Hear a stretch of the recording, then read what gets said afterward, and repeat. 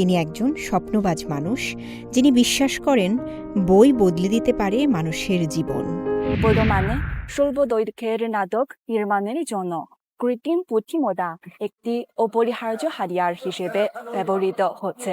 ৫,০০০ বছরের ঐতিহ্য, শিল্প আর নান্দনিকতার এক অনন্য মেলবন্ধন চীনা সংস্কৃতির সেই শিকড়কে আধুনিকতার ছোঁয়ায় বিশ্বমঞ্চে তুলে ধরার লক্ষ্যেই সাংহাইয়ে শুরু হলো এক ব্যতিক্রমী আয়োজন। বেইজিং আন্তর্জাতিক চলচ্চিত্র উৎসবে এই ওয়ার্কশপ থেকে উঠে আসা নারী পরিচালকেরা আনুষ্ঠানিকভাবে আত্মপ্রকাশ করেন। এই উদ্যোগটি এসেছে উচ্চ পর্যায়ের কূটনৈতিক আলোচনার পর, যেখানে চীনের প্রেসিডেন্ট শি জিনপিং এবং অস্ট্রেলিয়ার প্রধানমন্ত্রী অ্যান্থনি আলবানিজ তরুণদের মধ্যে বিনিময় বাড়ানোর উপর গুরুত্ব দেন।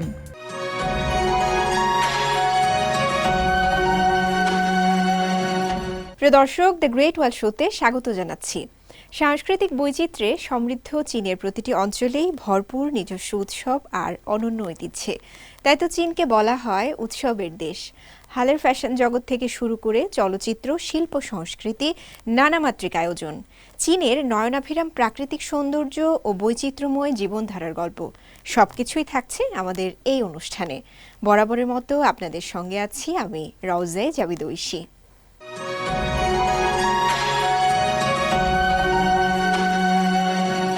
চীনের এক সাধারণ কর্মজীবী নারী নিজের ঘরের একাংশকে পরিণত করেছেন শিশুদের জন্য উন্মুক্ত এক পাঠাগারে। শহর থেকে দূরে গ্রামীণ জীবনের একঘেয়ামির মধ্যে তিনি ছড়িয়ে দিচ্ছেন বই পড়ার আনন্দ।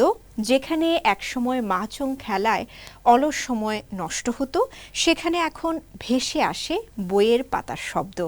তার এই উদ্যোগ বদলে দিচ্ছে শিশুদের ভবিষ্যৎ আর নতুন করে জাগিয়ে তুলছে জ্ঞানের প্রতি ভালোবাসা। চীনের হাংচৌ শহরের ফুয়াং জেলার বাসিন্দা চৌ ইয়েফিং, যিনি পেশায় একটি বিদ্যুৎ সরবরাহ কোম্পানির কর্মী। কিন্তু তার আরেকটি পরিচয় আরও বড়। তিনি একজন স্বপ্নবাজ মানুষ, যিনি বিশ্বাস করেন বই বদলে দিতে পারে মানুষের জীবন। শৈশবে পর্যাপ্ত বইয়ের অভাব তার জীবনে এক অপূর্ণতা তৈরি করেছিল। সেই অভিজ্ঞতা থেকেই জন্ম নেয় তার স্বপ্ন, গ্রামের শিশুদের জন্য একটি সহজলভ্য পাঠাগার গড়ে তোলা।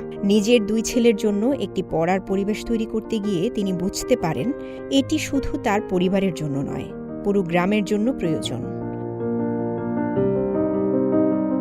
2017 সালে নিজের বাড়ির গ্যারেজ ও একটি ঘর সংস্কার করে তিনি প্রতিষ্ঠা করেন ইয়ে সিং বুক হাউস, একটি বিনামূল্যের স্বপরিচালিত পাঠাগার।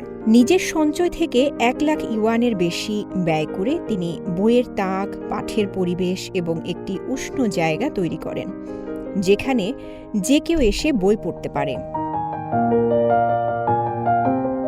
শুরুটা সহজ ছিল না। অনলাইনে প্রশংসা এলেও পাঠক ছিল কম, কিন্তু তিনি হাল ছাড়েননি। স্থানীয় স্কুলে গিয়ে বিভিন্ন মাধ্যমে প্রচার চালিয়ে ধীরে ধীরে পাঠকদের আকৃষ্ট করেন। সময়ের সাথে সাথে তার পরিবারও যুক্ত হয় এই উদ্যোগে। টিকে থাকার চ্যালেঞ্জ নিয়ে আজ প্রায় 1 দশক পরে পাঠাগারটি বিস্তৃত হয়েছে একাধিক শাখায়। সবচেয়ে বিস্ময়কর বিষয় হল এত বছরেও একটি বইও হারায়নি। এই পাঠাগার বদলে দিয়েছে গ্রামের পরিবেশ। যেখানে আগে অবসর সময় কাটত খেলাধুলা বা আড্ডায়, এখন সেখানে বই পড়া একটি নতুন সংস্কৃতিতে পরিণত হয়েছে। শিশুরা বছরে শতাধিক বই পড়ে। কেউ কেউ অল্প বয়সেই ক্লাসিক সাহিত্য শেষ করে ফেলছে, আবার কেউ লেখালেখিতে পুরস্কার জিতছে। চৌ ইয়েফিং মনে করেন অর্থনৈতিক উন্নতির পাশাপাশি মানসিক ও সাংস্কৃতিক উন্নয়নও জরুরি। তার মতে ভালো বই মানুষের চিন্তা ভাবনা বদলে দেয়, জীবনের দৃষ্টিভঙ্গি প্রসারিত করে। তার এই উদ্যোগ শুধু শিশুদের নয়, তাকেও বদলে দিয়েছে। তিনি বলেন বইয়ের মাধ্যমে তিনি যেন নিজের শৈশবকে নতুন করে গড়ে তুলছেন।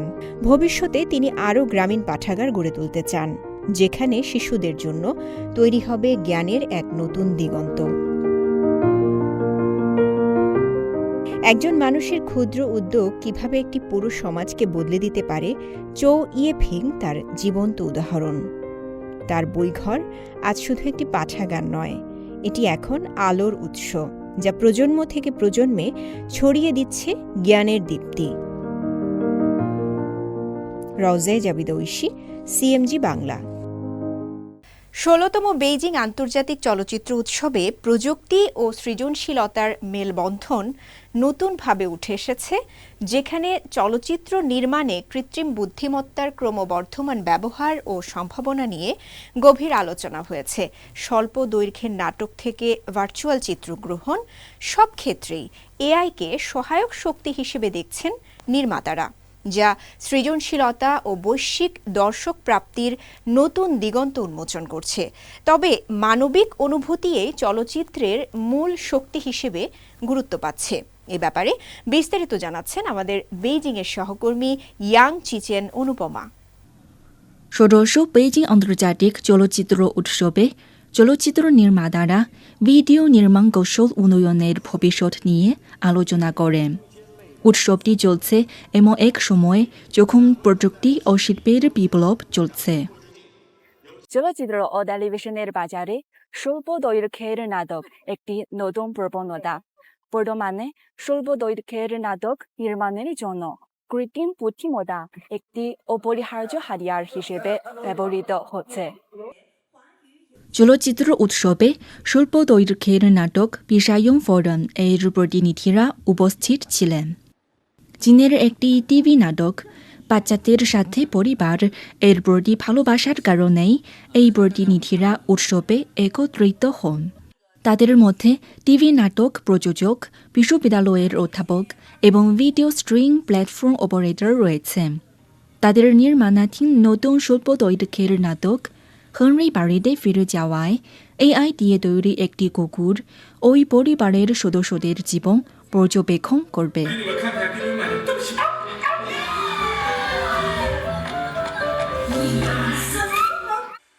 এআই এর মাধ্যমে স্বল্প দৈর্ঘ্যের নাটক নির্মাণ আরও সহজ ও কার্যকর হবে এবং বিশ্বব্যাপী আরও বেশি দর্শকের কাছে পৌঁছাতে পারবে বলে তারা আশা করেন।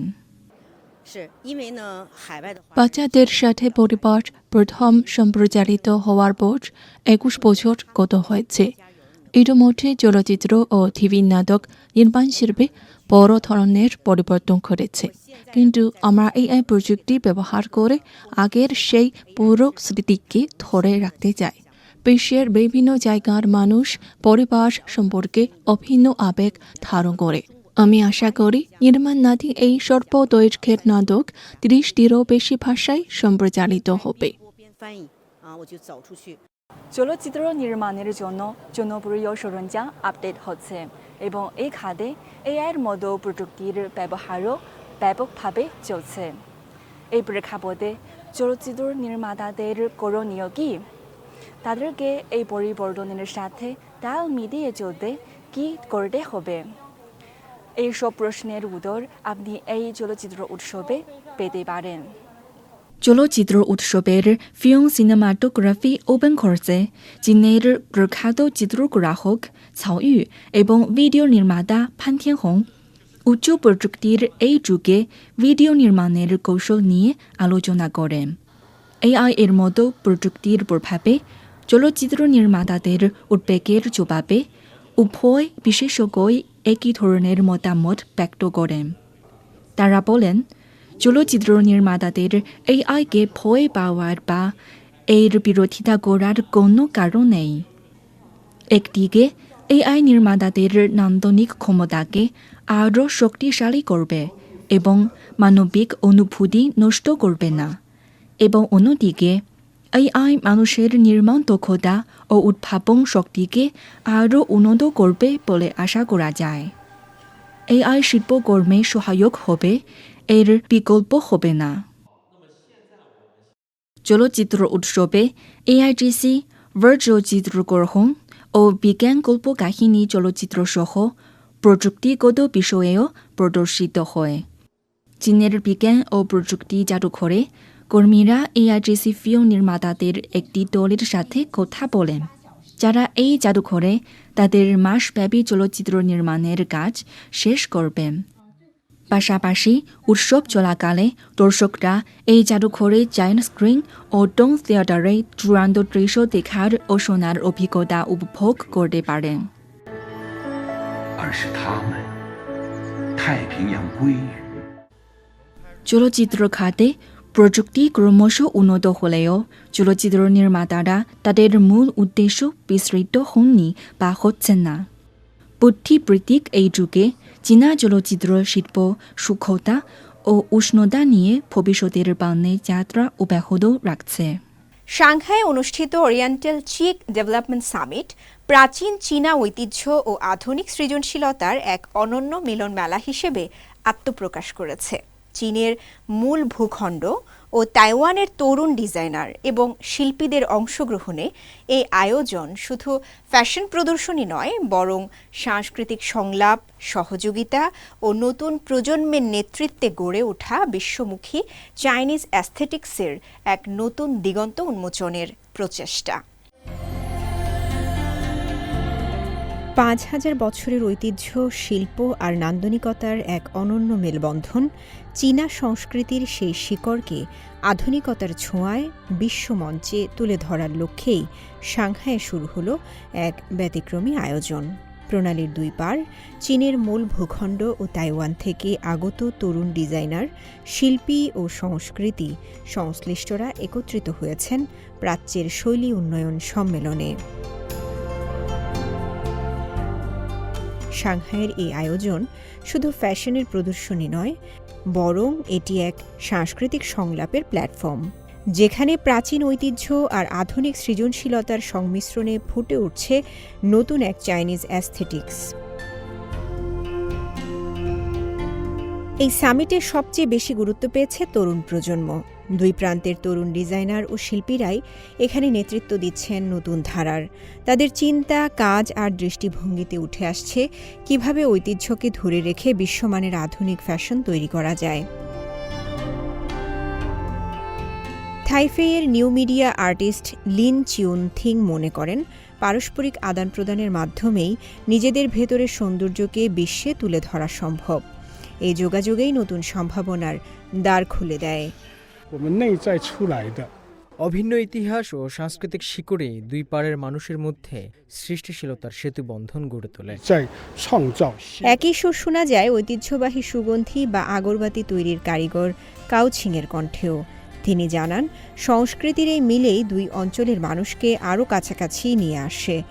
অতীতে তাইওয়ানে সফর এবং সাম্প্রতিক সময়ে তাইওয়ানের শিক্ষার্থীদের মূল ভূখণ্ডে এসে শেখার অভিজ্ঞতা সবকিছুই এই বন্ধনকে আরও দৃঢ় করেছে। এই আয়োজনের আরেকটি গুরুত্বপূর্ণ দিক হল পারস্পরিক সহযোগিতা ও আস্থা বৃদ্ধির আহ্বান। বক্তারা জোর দিয়েছেন শিল্প খাতে যৌথ উদ্যোগ, তরুণদের জন্য কর্মসংস্থান এবং উদ্যোক্তা তৈরির উপর। সব মিলিয়ে সাংহাইয়ের এই সামিট যেন শুধু একটি ফ্যাশন ইভেন্ট নয়, এটি তরুণদের হাত ধরে ভবিষ্যতের এক নতুন সাংস্কৃতিক দিগন্ত উন্মোচনের গল্প, যেখানে ঐতিহ্য আর আধুনিকতা মিলেমিশে তৈরি করছে বিশ্বমুখী এক নতুন পরিচয়। রাউজায়ে জাবিদ ঐশী, সিএমজি বাংলা। চীনের চলচ্চিত্র শিল্পে নারীদের অংশগ্রহণ ক্রমশ শক্তিশালী হয়ে উঠছে, যেখানে নারী পরিচালকেরা সমাজ, আত্মপরিচয় ও মানবিক অভিজ্ঞতাকে কেন্দ্র করে নতুন ধারার চলচ্চিত্র নির্মাণ করছেন। নিউ হার ওয়ার্কশপের মতো উদ্যোগ তরুণ নির্মাতাদের প্রশিক্ষণ, সুযোগ ও প্ল্যাটফর্ম দিয়ে এগিয়ে নিচ্ছে। ফলে নারীদের সৃজনশীল দৃষ্টিভঙ্গিতে চীনের চলচ্চিত্র আরও বৈচিত্র্যময়, বাস্তবসম্মত ও সংবেদনশীল হয়ে উঠছে। বেইজিং থেকে ইয়াং চিচেন অনুপমা জানাচ্ছেন বিস্তারিত। সাম্প্রতিক বছরগুলোতে চীনের একদল নারী পরিচালক নারী সমাজের বিকাশ ও পারস্পরিক সহযোগিতার উপর গুরুত্ব দিয়ে অসংখ্য চলচ্চিত্র নির্মাণ করেছেন। নারী নির্মাতাদের সহায়তা করার জন্য নিউ হার ওয়ার্কশপ প্রতিষ্ঠিত হয়েছে। বেইজিং আন্তর্জাতিক চলচ্চিত্র উৎসবে এই ওয়ার্কশপ থেকে উঠে আসা নারী পরিচালকেরা আনুষ্ঠানিকভাবে আত্মপ্রকাশ করেন। চীনের বিখ্যাত নারী পরিচালক লি শাওহং-এর উদ্যোগে প্রতিষ্ঠিত নিউ হার ওয়ার্কশপ পূর্ণাঙ্গ নির্মাতা প্রশিক্ষণ ও পরামর্শের মাধ্যমে নারী পরিচালকদের চলচ্চিত্রের বাজারে প্রবেশ করতে সহায়তা করে। তিনি বলেন, নারী নির্মাতাও প্রতিভাবান ও সহনশীল, কিন্তু তাদের প্রদর্শনের প্ল্যাটফর্ম প্রয়োজন। নিউ হার ওয়ার্কশপ এর মাধ্যমে বিনিয়োগকারী ও দর্শকদের সাথে নারী পরিচালকদের যোগাযোগের সুযোগ তৈরি করা হয়। এবারের নিউ হার ওয়ার্কশপের নির্বাচনে দেখা, বায়ু শাপলা, মেজাজ জ্ঞান সহ 3টি স্বল্প দৈর্ঘ্যের চলচ্চিত্র শীর্ষ 3টি স্থান অর্জন করেছে। মেজাজ জ্ঞান চলচ্চিত্র কর্মক্ষেত্রের তরুণ তরুণীদের উপর চাপকে কেন্দ্র করে শহরের নারী নিজেকে আবার খুঁজে নেওয়ার গল্প বলে।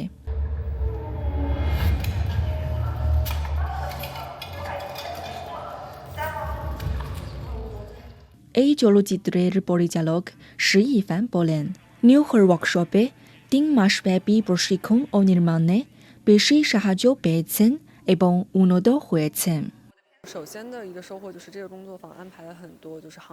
প্রথমত, নিউ হার ওয়ার্কশপের প্রশিক্ষণ কোর্সে আমরা সম্পূর্ণ পরিপক্ক চলচ্চিত্র শিল্প নির্মাণের প্রক্রিয়ার সাথে পরিচিত হতে পারি।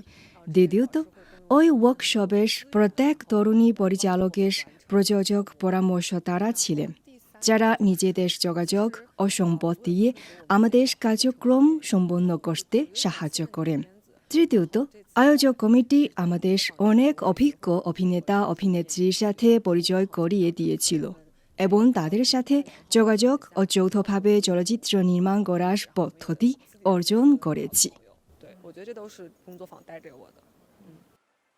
একই সময়ে এই চলচ্চিত্র উৎসবের আউটডোর ফিল্ম প্রজেকশন অনুষ্ঠানে নারী পরিচালকদের চলচ্চিত্রগুলো দর্শকদের মুগ্ধ করেছে, যার মধ্যে চীনের পরিচালক শাও ইহুই এর চলচ্চিত্র হার স্টোরিও রয়েছে। মুক্তির 2 বছর পরেও এই ছবিটি এখনও বহু চলচ্চিত্র প্রেমীকে বারবার দেখতে আকৃষ্ট করে। হাস্যরসাত্মক ভঙ্গিতে চলচ্চিত্রটি সমসাময়িক নারীদের আত্মমর্যাদা ও জীবনের নানা দিকটা তুলে ধরে। ইচ্ছাকৃতভাবে চাঞ্চল্যকর না করে ফিল্মের চরিত্রগুলোর মধ্যে নারী দর্শকরা নিজেদেরকে খুঁজে পেতে পারেন। প্রেক্ষাগৃহে প্রথমবার এই ছবিটি দেখে আমি বেশ অবাকই হয়েছিলাম। আমার মনে হয় প্রতিটি নারী চরিত্র একজন স্বতন্ত্র ব্যক্তি, তাদের নিজেদের গল্প আছে এবং প্রত্যেকটি চরিত্র বিশ্বাসযোগ্য। একজন মেয়ে হিসেবে আমি সেই গল্পের সঙ্গে আবেগীয় অনুরণন অনুভব করতে পারি।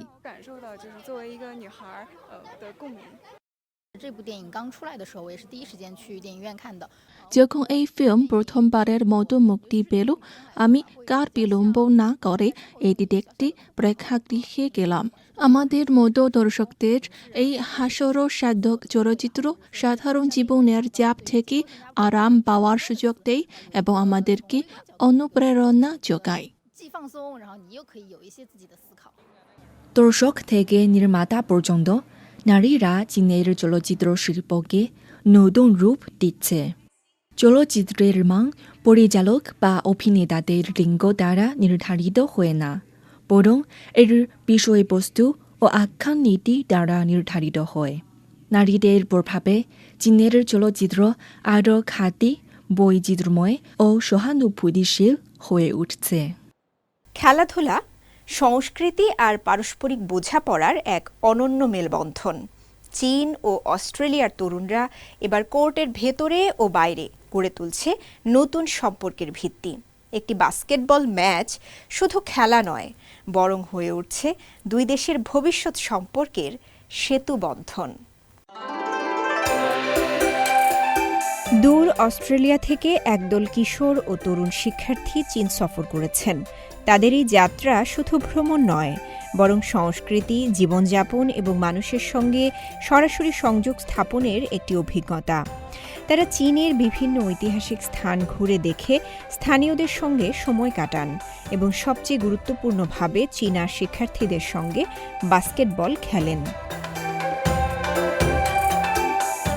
এই উদ্যোগটি এসেছে উচ্চ পর্যায়ের কূটনৈতিক আলোচনার পর, যেখানে চীনের প্রেসিডেন্ট শি জিনপিং এবং অস্ট্রেলিয়ার প্রধানমন্ত্রী অ্যান্থনি অ্যালবানিজ তরুণদের মধ্যে বিনিময় বাড়ানোর উপর গুরুত্ব দেন। লক্ষ্য ছিল একটাই, দুই দেশের ভবিষ্যৎ প্রজন্মকে আরও কাছাকাছি আনা। এই ধারাবাহিকতার অংশ হিসেবে 2026 সালের চীন অস্ট্রেলিয়া যুব আন্তর্জাতিক বাস্কেটবল ফ্রেন্ডশিপ ম্যাচ অনুষ্ঠিত হয় বেইজিংয়ে।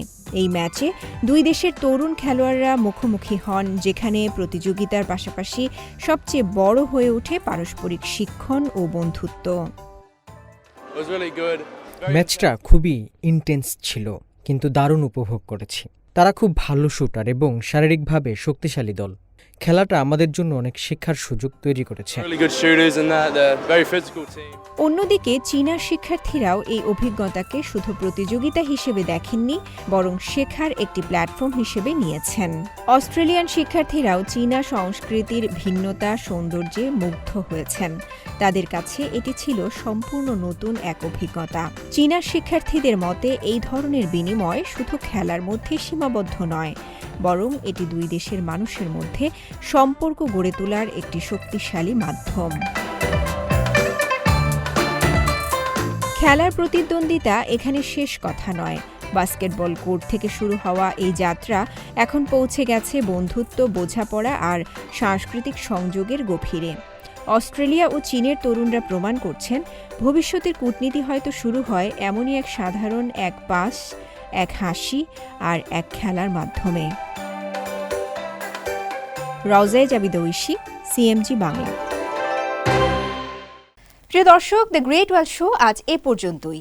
আমাদের অনুষ্ঠানটি টেলিভিশনের পাশাপাশি সোশ্যাল মিডিয়ার মাধ্যমে দেখতে www.facebook.com/cmg বাংলা এবং ইউটিউব চ্যানেল সিএমজি বাংলাতে ভিজিট করতে পারেন।